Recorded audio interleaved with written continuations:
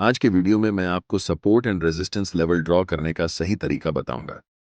Support and resistance technical analysis में use किए जाने वाला एक कमाल का टेक्निक है, but still most of the beginner traders इसे गलत तरीके से यूज करते हैं, जिसके वजह से उन्हें भारी नुकसान का सामना करना पड़ता है। तो बिना टाइम वेस्ट के वीडियो को शुरू करते हैं।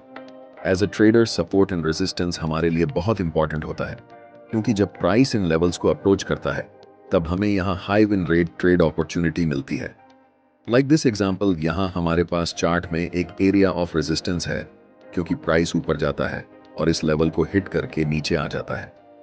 सो अगर प्राइस वापस इस लेवल को अप्रोच करता है तो यहाँ एक हाई पॉसिबिलिटी होती है कि प्राइस वापस नीचे आ जाए। सो ये हमारे लिए एक पॉसिबल ट्रेड अपॉर्चुनिटी हो सकती है। एक कॉमन मिस्टेक जो एक बिगिनर हमेशा करता है वो है बहुत सारे सपोर्ट एंड रेजिस्टेंस चार्ट पर ड्रॉ कर देना, कुछ इस प्रकार से जो उन्हें बहुत कंफ्यूज कर देता है। सपोर्ट एंड रेजिस्टेंस आपकी ट्रेडिंग को सिंपल बनाने के लिए है, ना कि कॉम्प्लेक्स बनाने के लिए। ये इसलिए होता है क्योंकि जो बिगिनर्स हैं वो सीक्रेट रूल्स को फॉलो नहीं करते, जो मैं आज आपको बताने वाला हूँ। तो हमारा जो फर्स्ट क्राइटेरिया है जो एक लेवल को सपोर्ट या रेजिस्टेंस बनाता है वो है मल्टीपल रिजेक्शंस। आइए एग्जांपल की हेल्प से समझते हैं। आपको दिख रहा होगा इस लेवल पर प्राइस मल्टीपल टाइम्स नीचे जाकर वापस आ जाता है, जो इसे एक पोटेंशियल सपोर्ट एरिया बनाता है।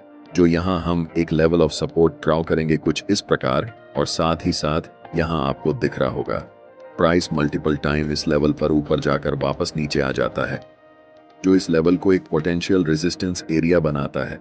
जो यहाँ हम एक लेवल ऑफ रेजिस्टेंस ड्रॉ करेंगे कुछ इस प्रकार।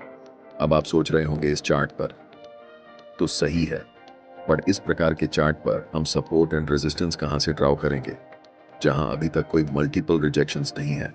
तो ऐसे सिचुएशंस में आपको मेजर स्विंग्स को आइडेंटिफाई करना है और support and resistance level draw करना है।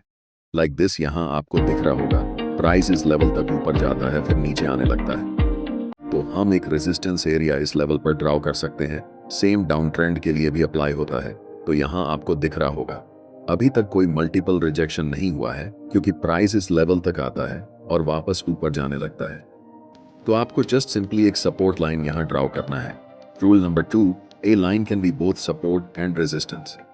आइए एग्जांपल देखते हैं।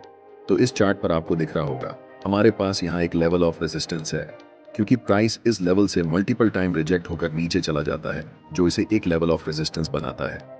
नाउ यहाँ आपको दिख रहा होगा प्राइस अपने रेजिस्टेंस लेवल को ब्रेक करता है और वापस इस लेवल पर आता है, और अब मल्टीपल टाइम रिजेक्ट होकर ऊपर चला जाता है। इसका मतलब जो ये लाइन है वो ब्रेकआउट के पहले रेजिस्टेंस का काम कर रहा था, वही लाइन अब ब्रेकआउट के बाद सपोर्ट का काम कर रही है। सो हमारा थर्ड और मोस्ट इंपॉर्टेंट क्राइटेरिया है वो है the level must be close to the current price.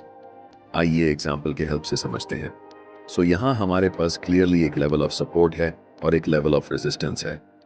Current price के आसपास आपको ऐसे लेवल पर सपोर्ट एंड रेजिस्टेंस ड्रॉ नहीं करना जो करंट प्राइस से बहुत दूर है। लाइक दिस एग्जांपल, हालांकि ये भी सपोर्ट एंड रेजिस्टेंस है, पर करंट प्राइस से काफी दूर होने के कारण अभी इनका कोई काम नहीं है। सो हमें ऐसे लेवल पर सपोर्ट एंड रेजिस्टेंस ड्रॉ करना है जो करंट प्राइस के अकॉर्डिंग हमें मैटर करें, क्योंकि बहुत सारे लाइन हमें कंफ्यूज कर सकते हैं। आइए अब कुछ एग्जांपल देखते हैं। सो यहाँ हम एक सपोर्ट जोन ड्रॉ कर सकते हैं, क्योंकि प्राइस यहाँ मल्टीपल टाइम रिजेक्टेड है और ये करंट प्राइस के करीब भी है। और यहाँ हम एक रेजिस्टेंस लेवल ड्रॉ कर सकते हैं कुछ इस प्रकार। अगर आप ध्यान से देखो तो जो ये रेजिस्टेंस लेवल था वो पहले सपोर्ट था, फिर ब्रेकडाउन के बाद ये रेजिस्टेंस का काम कर रही है, और ये भी करंट प्राइस के करीब है। सो बेसिकली आपको रेक्टेंगल बॉक्स के जोन क्रिएट करना है, क्योंकि सपोर्ट या रेजिस्टेंस कोई स्ट्रेट लाइन नहीं होती, ये एक जोन होता है। नेक्स्ट एग्जांपल देखते हैं। सो यहाँ हम एक रेजिस्टेंस लेवल ड्रॉ कर सकते हैं, क्योंकि प्राइस यहाँ मल्टीपल टाइम रिजेक्टेड हो चुका है और ये करंट प्राइस के करीब भी है। और यहाँ देखा जाए तो हम सपोर्ट के लिए एक असेंडिंग ट्रेंड लाइन ड्रॉ कर सकते हैं कुछ इस प्रकार।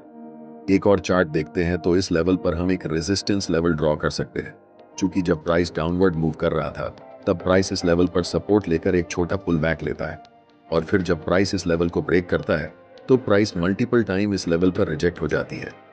सो ये हमारा रेजिस्टेंस लेवल है जो करंट प्राइस के क्लोज है, और ये हमारा एक पोटेंशियल सपोर्ट लेवल हो सकता है।